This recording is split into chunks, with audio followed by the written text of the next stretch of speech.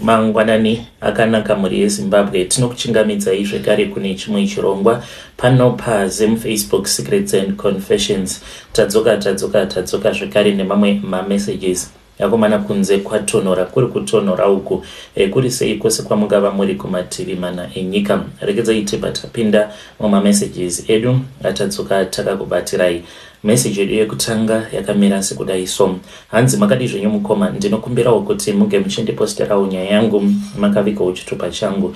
Ininiwo ndiri mudzimai uye zvekare ndine makore 26 years ekuberekwa. Ndava nemakore anokwana iwo kuita maviri ndiri mumarriage. Ndichati ndinogara kukambuzuma nemurume wangu so as to protect my identity. Zvakaitika mukomana ashinde zvekudai so. Last weekend iyo ndakadaidzwa nevabereki vangu. Vabereki vangu mukomana ashe vanhu vane mari ende zvinhu zvaigara zvichingovarwadza kuti even though vaine mari ndakazosarudza kuroorwa nemurume asina mari because murume wangu iye anotobvawo mumhuri yekuti vanotambura zvisingaiti, but I still believe in true love. Ndokusaka ndakasarudza kuti ndinge ndichizoroorwa naye. Ndakatoita zvekutotizira, in fact vakatoramba mari yetsvakirai kuno because ainge achida kuendesa 200 US iri yetsvakirai kuno. Vakabva vati kwatiri mari iyoyo torai zvenyu munge muchitenga chikafu nekuti kwavari haisi mari. Ivo vabereki vangu vanotondiblema kusvika pari zvino nekuda kwekuti baba vangu vakatolose out on this other business deal.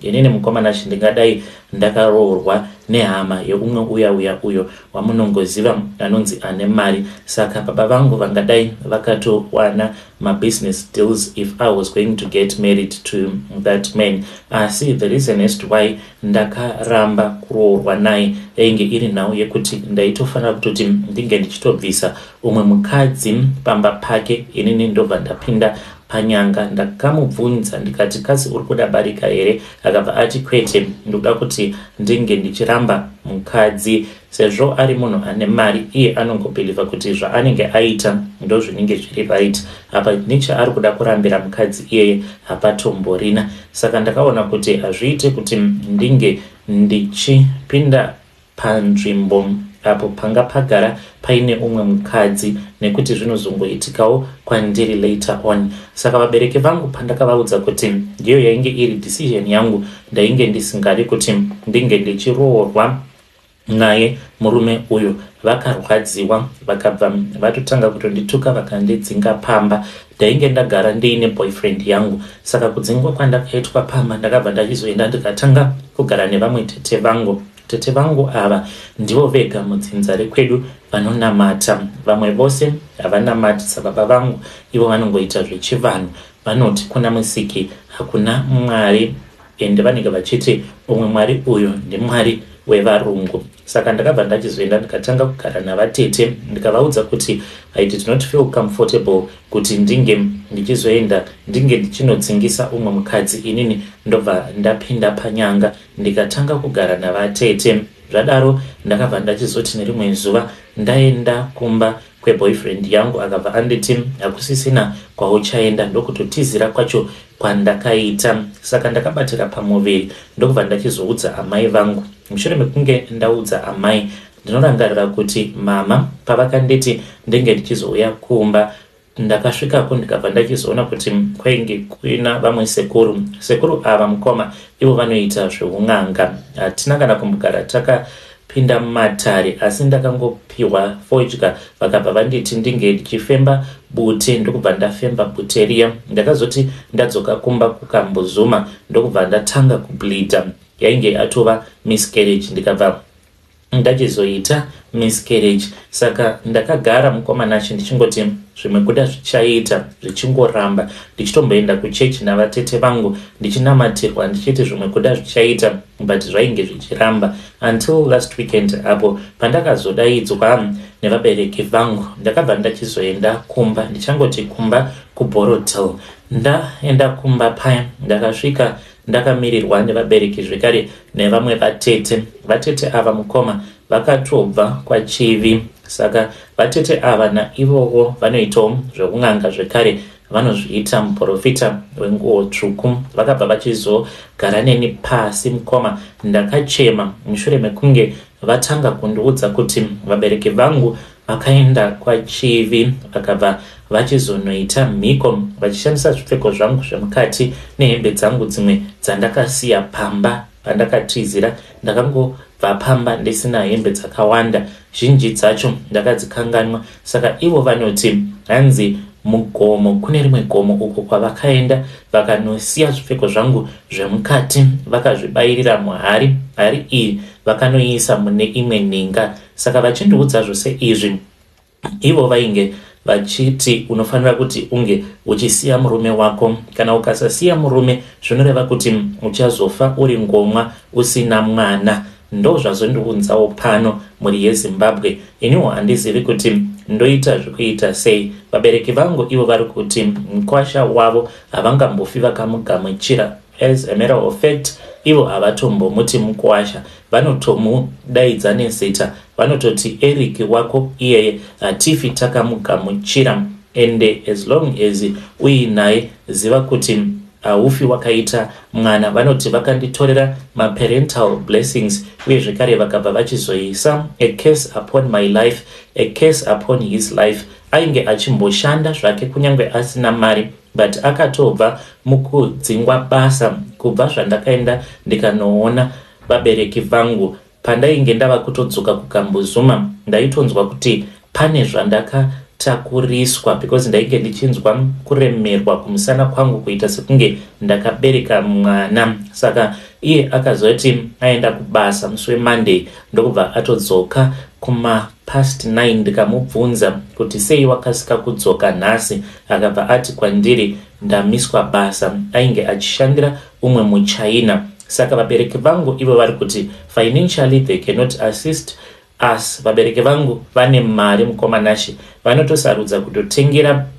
vamwe vanhu vavasingazivi motikari. Vatori nomwe mukadzi uyo wavakatengera imba, nekuti dzimwe nguva mukoma vanombozviita sekunge vanonamata kana vaine madonations avanenge vachida kunopa kuchechi. Vatori nevamwe prophet avo vane mukurumbira, vanokwanisa kungoenda kuchechi kwaprofeti ivavo kana ka1 pagore votonosiya madonations. Vakatengera umwe mukadzi mukomanashi imba wavasitomborina kana ukama naye, zvekare nemotikari dzavanenge vachitengera mamwe mapastors nemamwe maprophets. But ivo vakati havakwanisi kundibatsira nekuti ndainge ndakataura namama, ndikataura zvekare neimwe hanzvadzi yangu uyo wandinoziva kuti ndiye anoteererwa stereki nevabereki vangu, ndikamukombera kuti tinge tichipiwa zvimari nevabereki kuti tinge tichizokwanisa kuwana pekutangira. But ivo vakati they would rather see me suffer, they want to see me die, and you are going to starve to death.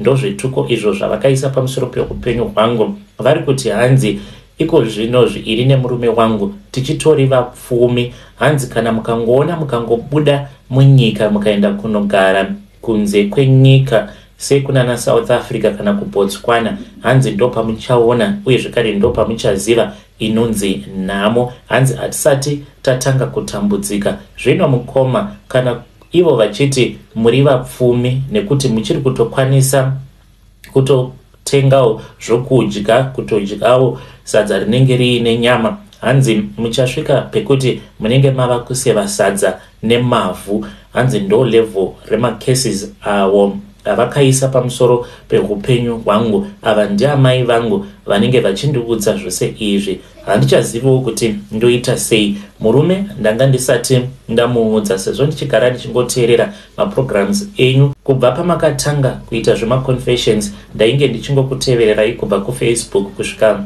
kuYouTube. Ndokusaka ndazouyawo nenyaya yangu kwamuri. Ndikudawo advice. Ndosiya murume wangu here? Ndoramba ndakamira naye here? Nemacases awo ose andakaiswa pamusoro peupenyu hwangu nevabereki vangu. Vedare ndo message iyo yandakatumidzirwa ichibva kuna vahanzvadzi vedu. Ngatizamei kuti tinge tichitaura navo vahanzvadzi vedu ava mucomment section. Zvakangooma hazvo vedu we, hanzi ndoita sei? Hey yama1, regedzai tibva taenda panyedu inotevera. zvakangoma hazvo vedu. Pane imwe message iyo yandakatumidzirwa ichibva kuna vahanzvadzi vedu avo vari kuti vari ku-UK. Hanzi, makadii vanhu vose, ininiwo I am a Zimbabwean woman now based kunoku ku-UK. Ndoda kuti ndinge ndichikuudzai zvose izvo zvatakaita, but izvi patakazviita mainge muri mugore ra 2007. Takabva tose kuno kumhiri kwemakongwa. Iniwo ndiri mukadzi ndabve zera. Takauya kunoko tichiri vana vadiki. Vabereki vangu mukoma, they were married but it seemed as if they were on separation. Saka baba vazoshaika, ndo patakabva tachizoudzwa namama kuti chikonzero chakakonzeresa kuti tinge tichizoya kuzogara kunoku ku-UK yainge iri nhau yekuti zvikwambo zvababa vedu zvainge zvava kunetsa, because ivo baba pavakaenda kunoromba vakapiwa zvikwambo zvavo zviri zviviri. Chimwe chacho ndo chainge chichirara naamai vedu, chimwe chacho ndo chainge chichirara nababa vedu, meaning kuti vabereki vedu even though vainge vachirara in the same bedroom, but vainge vaine ma-spiritual partners avo ende vainge vasingabvumidzwi kuti vange vachizorara vose. Saka baba vangu mukoma vakazotanga kuda kunakirwa nechikwambo chavo ichocho mukadzi wavo. Saka vainge vava kuita sekunge vanorasika njere ende vainge vava very violent. Baba vangu vainge vari munhu ainge aine mari, saka hama dzimwe dzaamai vangu dzakazotanga kuuya kunoku ku-UK. Isuwo ndokubva tichizouya kunoku, saka takangokurirawo kuno ndikaroorwawo kunoku. Zvekare ndine vana vangu. Baba vangu before he passed away, zvinhu zvainge zvichitozivikanwa kuti ivo he was a hardcore money making ritualist. Ainge ari munhu uya wekuti aitotyisa, ende vaiti kana vakauya kuno mukoma vaiuya nerimwe bhegi ravo. Bhegi iroro mukoma rainge risina kana chinhu but richirema zvisingaiti. Vaitirambidza kubata bhegi iroro, asi vairivhura vachangosvika chete ndo chavaitanga kuita. Vairigadzika patable bhegi iroro vobva vati chibuda zvako mukadzi wangu, nekuti vaiti mubhegi imomo ndimo munenge muine chikwambo chavo. Saka pose pavaiuya vaitanga kunetsana namama, because amai vangu vainge vava kusazvida, because amai vangu vainge vava kunamata. Saka vaigara vachingorangaridzwa nababa vedu kuti kana iwewo ukati wava kuda kunamata murume wako hauchamudi, ziva kuti uri kudzokera kuZimbabwe ende uri kunogara kumusha, nekuti murume wako wandakakupa achatora zvose zvaakakupa. Baba vangu ivo vainge vaine mutemo wavo. Mhiko dzavo dzainge dziri dzekuti vaifanira kuti vange vachiti kana vakapfeka hembe iyoyo havafaniri kuti vange vachizoidzokorora. Kunyangwe kuno vaiti kana vakauya vaingouya vakapfeka hembe yavo 1, vachingosvika chete vanenge vatotengerwa hembe naamai. Vaiti kana vakapfeka hembe nhasi mangwana vochinja vopfeka zvekare imwe. Hembe dzose idzi mukoma musafunga kuti vaizodzigovera vanhu, kwete, vaidzokera kuZimbabwe because kuno vaiwanzokuya vogara kana zve1 month vobva vachizodzokera kumusha. Hembe idzodzo mukoma nashe vaienda nadzo vachingodzichengeta. Zvose izvi tainge tichizviziva kuti baba vedu ndo zvavainge vachiita. Saka baba vakazoti vashaika, ndokubva tachizodzokera zvino kumusha.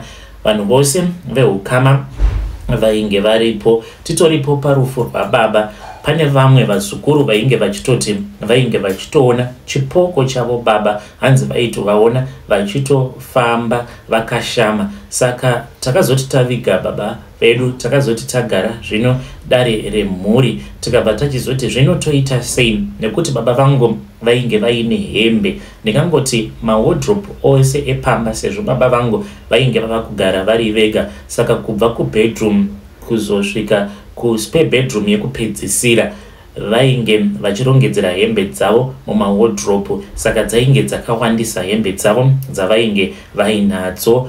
Vainge vaine masutu, bhutsu, zvipfeko zvemukati zvainge zvakawandisa. Takati takagara kudaro painge paine umwe muzukuru uyo mukoma akabva ati sezvo hembe idzi dzisingafaniri kuti dzinge dzichipiswa, dzisingafaniri zvekare kuti dzinge dzichiraswa, imi muchiti dzinofanira kuti dzinge dzichizopiwa vanhu vasiri veukama vatorwa. Saka kotadi tangotengesa hembe idzi mumabhero, sezvo iye ainge achishanda kokumbari achiitawo zvekutengesa, akabva ati I'll see kuti ndinokwanisa kudzitengesa here hembe idzi. Mukomana acho takabva tachizowirirana kuita saizvozvo, tikapinda bhizi takatora hembe dzose mukoma tikadziunganidza zvekare.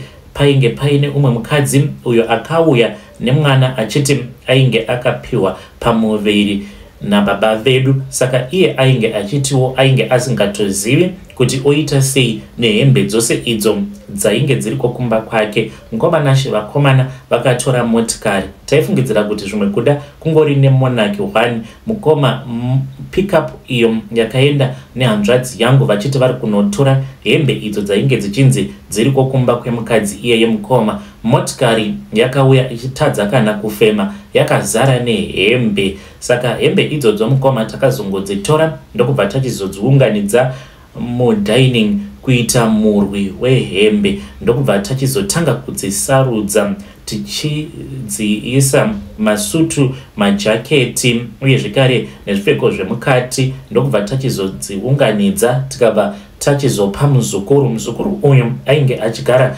kuchitungwiza. Mukomana takaenda nehembe tikanodzisiya kumba kwake. Isu vamwe takazomhanya tikadzoka kunoko kumhiri kwemakungwa, asi tainge tichitaura navo pamafoni. Mukomana ainge achitengesa hembe idzi kwamupedza nhamo. Vanhu vose avo vakatenga mbatya dzababa vangu pasina kana kumbovanzirana, vanhu ivavo mukomana vakatora zvikwambo zvababa, nekuti isusu tainge tava kusazvida zvikwambo izvi, ende naamai vangu vakabva vachizotorawo mukana wekuti vange vachirasirirawo chikwambo murume uyo wavainge vakapiwa nababa. Saka munhu wose uyo akatenga hembe idzodzo anopota achishanyirwa nechikwambo ichocho, zvekuti kana ari munhu anenge asina kusimba pakunamata, mukoma regai ndiseke zvangu, zvikwambo izvi zvinouya zvichiita zvinenge zvichinzwa kuda pamba pemunhu iyeye. Kana ari munhukadzi anenge achingorarwa nevana vake nechikwambo chechirume, kana ariwo munhurume anenge achingorarawo nechikwambo chiya chechikadzi nevana vake vakomana, zvekuti mukukura kwavo vanenge vari vanhu vanenge vachingosangana nemabad luck chete. Izvi ndiri kuzvitaurirawo kuti vanhu vange vachinzwa. Mukomana do not just wear second hand clothes, nekuti dzimwe dzacho mukoma dzinenge dziri hembe dzinenge dzakaita zvekurasirirwa. Usatenga chinhu chekuti unenge usingazivi history yacho, worst of all kana dziri hembe, because hembe that is a personal item. Imomo mumabhero macho imomo munototenga dzimwe hembe sehembe dzababa vangu vainge vakaromba, munotenga hembe dzemhondi, munotenga hembe dzevanhu vanenge vakafa vachipondewa, munotenga hembe dzevaroyi, kana kutotenga hembe dzinenge dzakashandiswa pamhiko. Umwe munhu anenge akatoiswa makesi muhembe dzake obva afa, hembe dziya dzobva dzangoendeswa kwamupedza nhamo. Mukomana ini kana ndikaona panenge pachitengeswa hembe dzemumabhero handitombodi kana kumbomirapo ndichibvunza kana maprizes, ndinongodarika. Asi pose pandinoona panenge pachitengeswa hembe dzemumabhero ndinongotanga kungofunga izvo zvatakaita semhuri.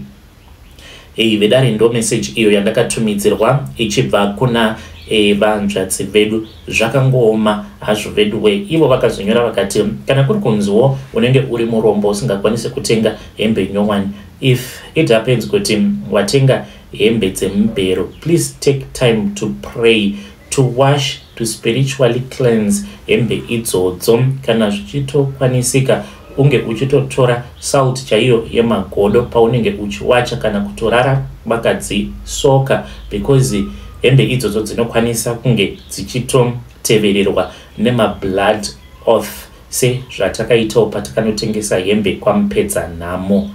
yo zvakangoma zvoveduwe. Strange things indeed they do happen in this world. Hey.